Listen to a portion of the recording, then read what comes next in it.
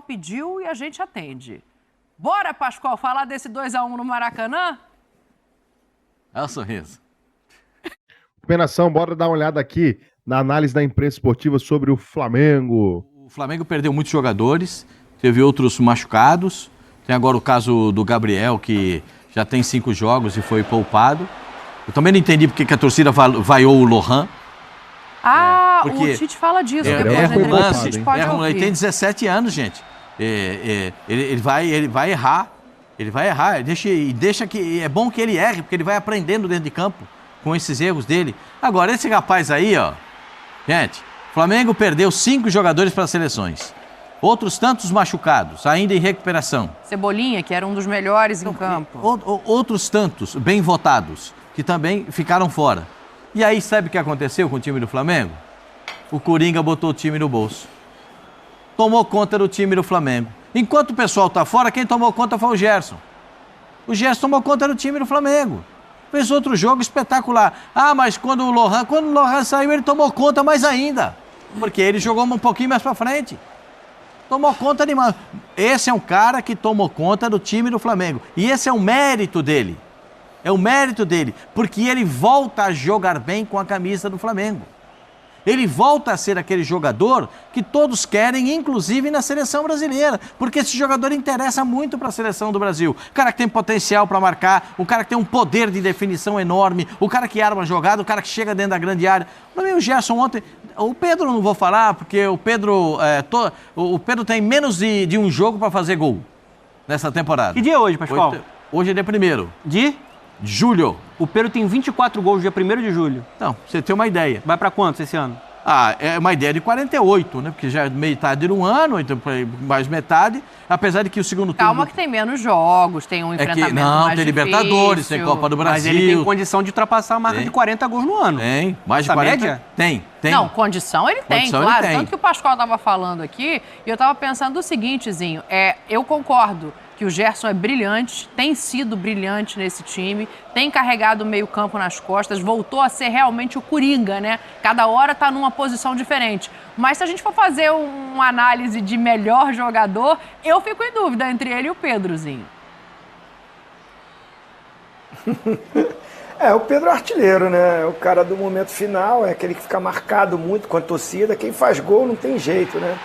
Aí a turma que carrega o piano, a turma que é o equilíbrio do time, não são todos que enxergam isso, né? Sei bem do que eu tô falando. Então, assim... Você carregou muito, né, Zinho? Né? Eu tô naquela assim que a minha análise é mais do conjunto. Então, no conjunto, esses dois jogadores, um é o que cria, mas também ajuda para marcar pra caramba, né? Ainda mais sem o De La Cruz, ele está jogando como um segundo. Depois, quando o Lohan saiu, ele passou a ser o armador ali, mais para frente, né? Porque aí coloca mais um volante ali. Mas, dois jogadores espetaculares, né? A gente está falando de dois jogadores de nível de seleção, nível Europa.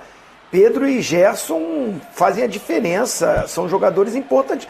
Tanto é que o Flamengo, com todos esses desfalques, com todos... Tem jogadores na seleção, mas tem jogadores lesionados, né? Problema daqui, problema dali. Tem jogador que sai, não sai, como é que é? Tem proposta, não tem proposta. Não vai nem para o banco, que foi o caso do Gabigol, que poderia ser uma opção no banco. Ontem, naquele dia, o Pascoal, que o Tite olhava para o banco, ele não ficava sorrindo tanto, não. Ontem não teve sorriso, não. Esse sorriso que você faz aí... Peraí, o fulano não tá bem, não. Vou olhar aqui. Mas deu sorte, né, Zinho? Porque o Verson, por exemplo, quando entra bem. Não, a molecada tem uma molecada boa, né? O Mateuzinho, né? O Matheus Gonçalves. Enfim, tem bons jogadores, mas assim, não é o momento assim dos caras resolverem tudo. Você vê o Lohan ontem já cobrado, que eu acho muito bom jogador, talentoso, mas tem que aumentar um pouco a dinâmica, né? Não pode achar que já calma.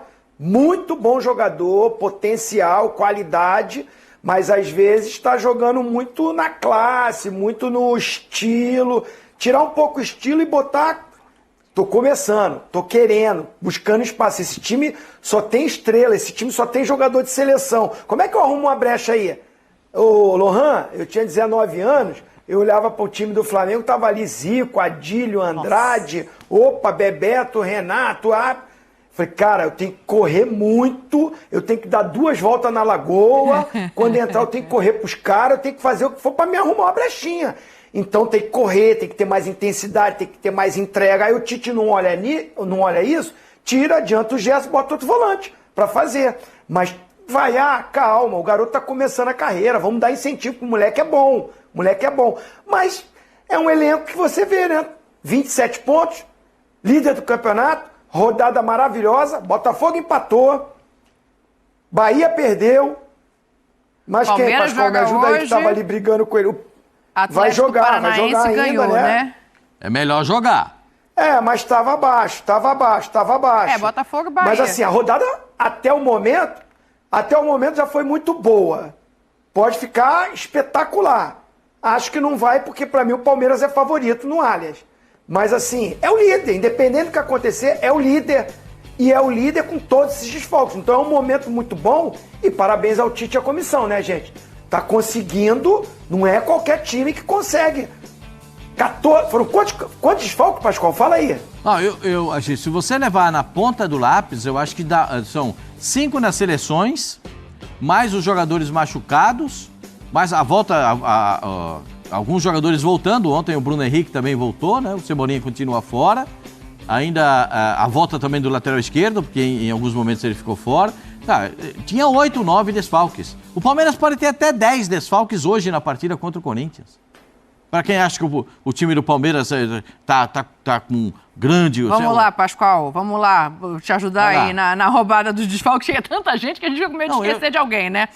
Desfalques, quem estava fora? Arrascaeta, De La Cruz, Vinha, Varela e Pulgar, que são os convocados. Igor Jesus com o tornozelo torcido. Everton Cebolinha com problema no quadril. O Gabigol cortado por conta de uma decisão da diretoria. A gente já vai falar especificamente de Gabriel aqui mais lá pra frente, viu?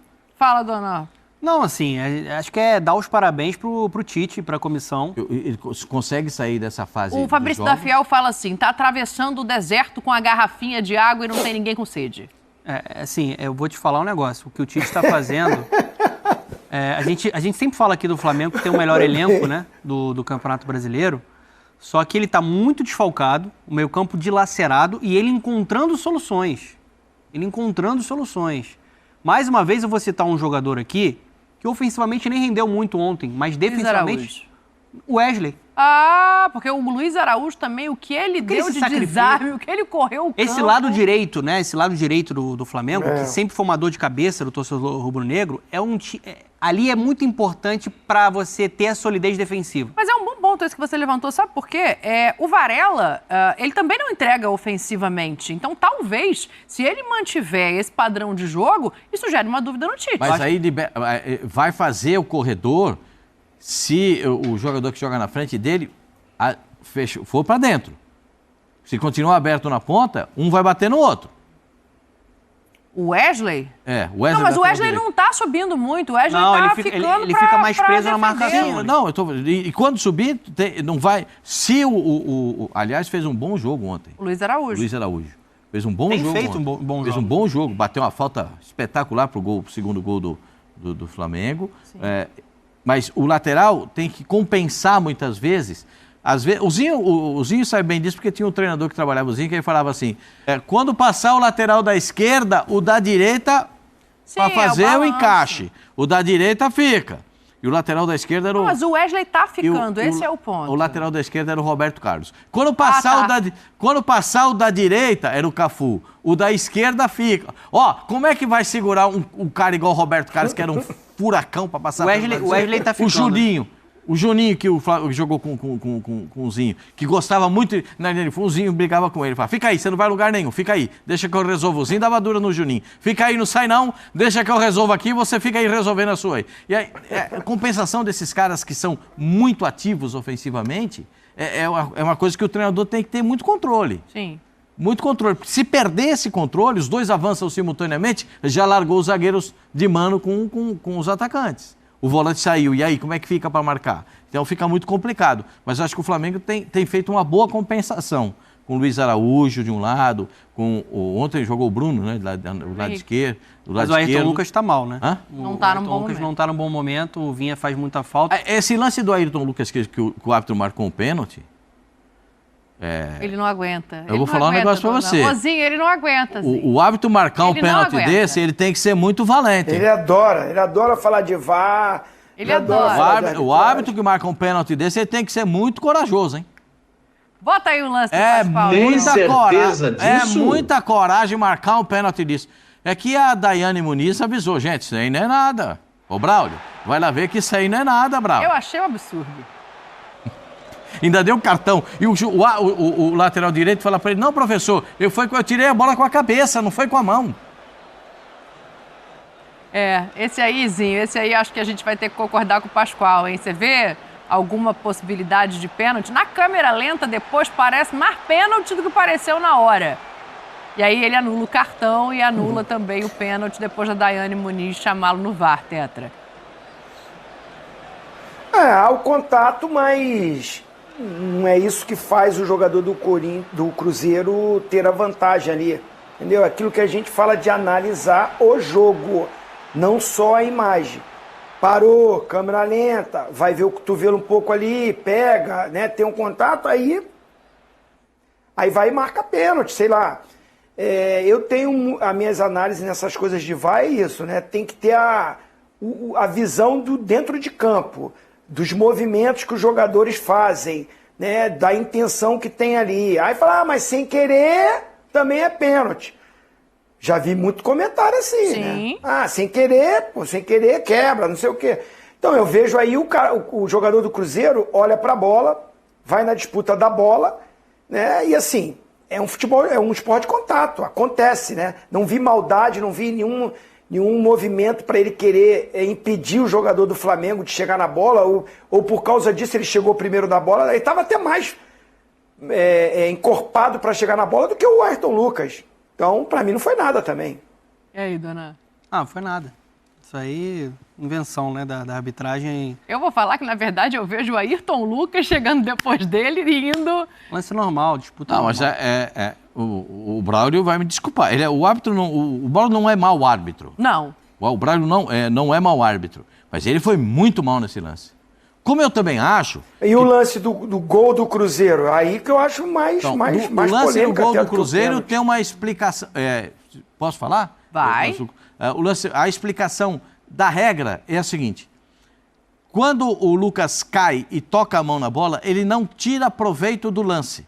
Porque o lance vai para um outro jogador que continua a jogada. Se ele segue na jogada, ele segue com a posse da bola na jogada, é falta. Mas como ela bateu absolutamente sem querer numa transição de jogada, porque ele tomou um tranco e veio caindo, o árbitro entendeu que aquilo é um lance natural.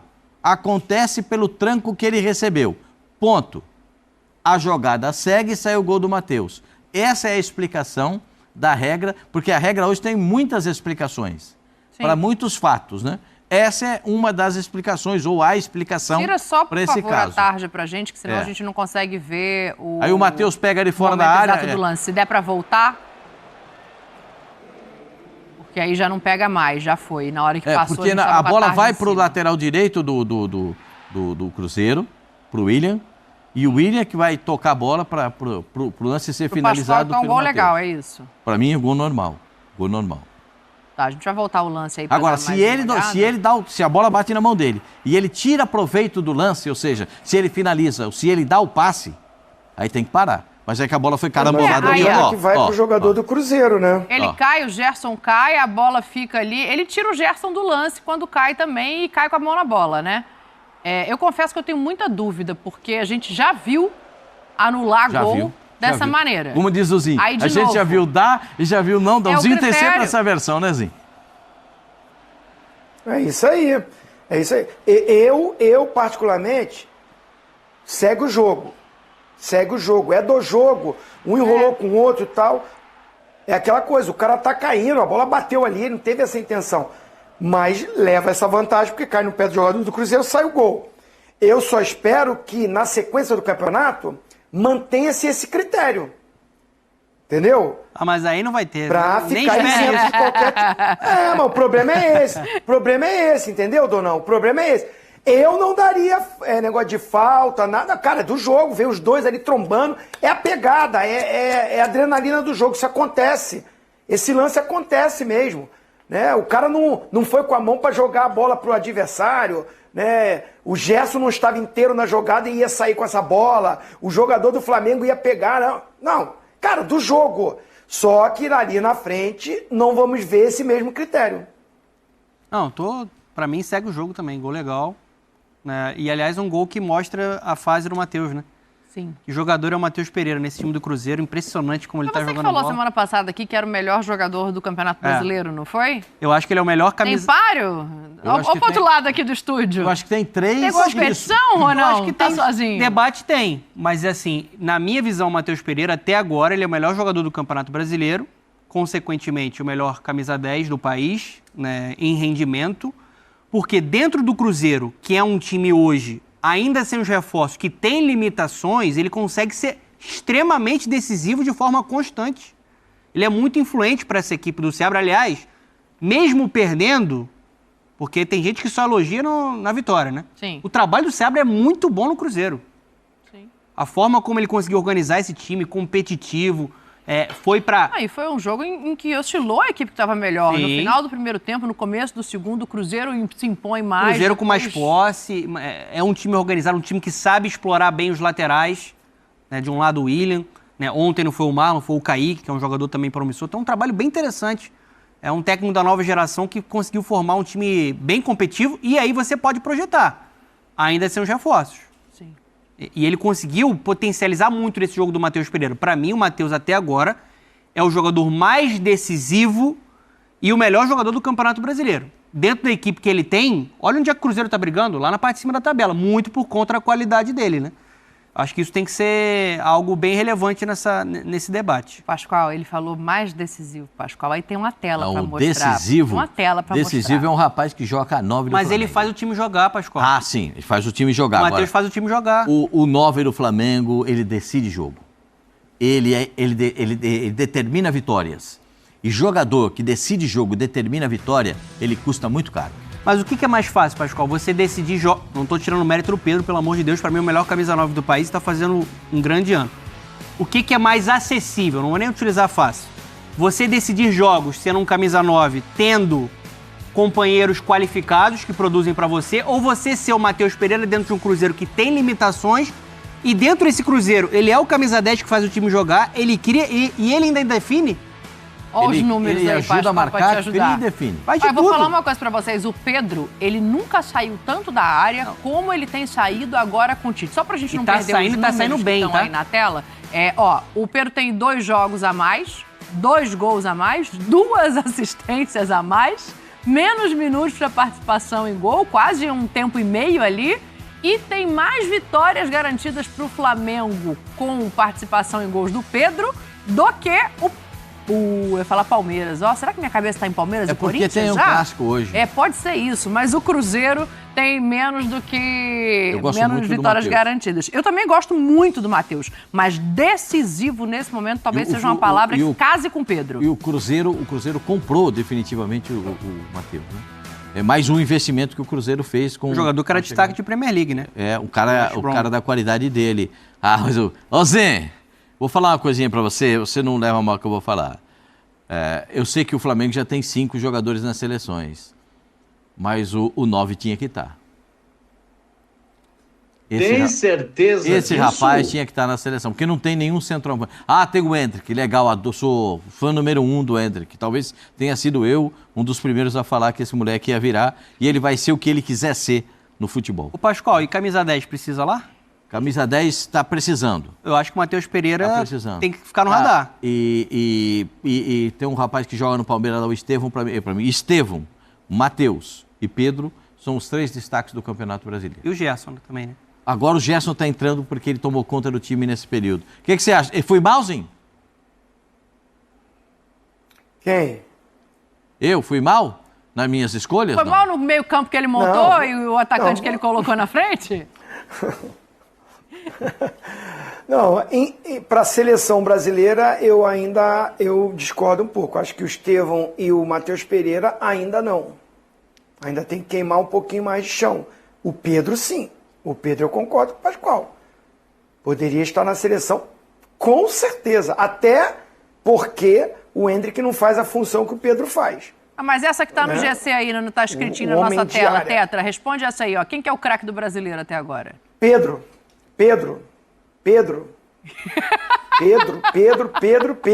Mas não dá nem conversa com o Matheus Pereira? Não, Matheus Pereira, baita de um jogador aí, tá se destacando muito, concordo com o Donan. Muito importante. E a análise do Donan, eu entendo e concordo. Assim, é um cara que, ao redor dele, tem menos qualidade que o Pedro tem ao redor dele. Né? Mas, ao mesmo tempo, eu coloco o Pedro assim, com tantos jogadores que poderiam ser jogadores decisivos no Flamengo, quem é ele? Ah, mas ele que é o cara do momento final. A Arrascaeta também está toda hora na área. Luiz Araújo, Cebolinha, Bruno Henrique. De La Cruz. E o Pedro, você fala assim, se ele tivesse só gol, mas ele tem muitas assistências, muita qualidade. Ele não é um cara da área que é pesadão, pelo contrário. Eu nem acho que o fundamento principal do Pedro é o cabeceio. Eu nem acho não, eu tenho certeza. Não é o melhor dele, o cabeceio para o centroavante da área, o cara tem que ser um exímio cabeceador. E não é o melhor do Pedro. O melhor do Pedro.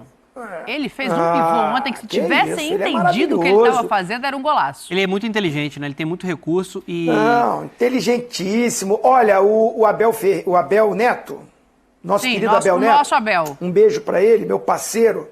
O nosso Abel, fera demais. Todo dia eu tomo um cafezinho vendo o F360 com ele e com a turma toda. Ele tem essas deixas, né? Essas coisas de comparar jogador atual com um jogador das antigas, e ele fala que o Pedro é o Evaí dos tempos modernos. E como eu joguei com o Evaí, em certos momentos, a característica de sair da área, segurar, prender, esperar os pontas passar para tocar, ele até lembra mesmo. Não quero comparar quem é melhor, quem é pior, não é isso. Tô falando de característica, só que o Evaí cabeceava melhor que ele. E batia falta também, o Evaí. Né? Então, assim, mas o Abel faz essa brincadeira, né, essa comparação, e o Pedro, pela inteligência dele, de enxergar o jogo, de dar essas assistências, em certos momentos lembra sim. Não vai falar do Gabigol? Então não deu. Então o Pedro levou aqui nesse momento, Perdi apesar da... Não, mas tá em boas mãos também. O Pedro Eu não vou falar de quê, Pascoal? Vai falar de Gabigol? Eu vou falar de Gabigol, mas eu vou falar de Gabigol depois, sabe por quê? Tá, então, nação, análise da imprensa ESPN FC, o Zinho, o Pascoal, Daniela Boaventura, analisando aqui o jogo do Flamengo, trazendo algumas informações. O Pulgar tem previsão para chegar no Flamengo, retornar aí depois da Copa América. O Chile foi eliminado nesta segunda-feira à noite. Então, previsão aí, desembarque do Eric Pulgar na segunda-feira. O voo foi antecipado, ele ia chegar na tarde da terça-feira, mas foi antecipado para hoje. E ele se reapresenta aí ao Flamengo amanhã para ficar à disposição do Tite para enfrentar o Atlético Mineiro fora de casa. A informação aí do Vene Casagrande, tá? Boa notícia, o retorno do Eric Pulgar, até porque o Flamengo só tá com o Alan de volante, né? Igor Jesus está lesionado. Quem tem jogado até bem é o Léo Ortiz, porém não é a dele, né? Então, meu amigo, o Eric Pulgar de volta aí para compor o elenco do Flamengo. A situação do Dudu é o seguinte: tem um canal no YouTube que cobre o Palmeiras, Turma do Amendoim, que trouxe a informação que o Palmeiras a Leila quer o Gabigol, porém sabe que o Flamengo só vai liberar com compensação financeira. E a situação é que esses torcedores que cobrem o Palmeiras trouxeram que o Landim vai pedir o Dudu na troca pelo Gabigol. Essa compensação financeira seria o Dudu. Eu quero saber a sua opinião do Dudu no Flamengo. O que você acha, hein? Seria uma boa contratação? Seria uma boa para o elenco do Flamengo? Se inscreva, acione o sino, deixa o like e até o próximo vídeo.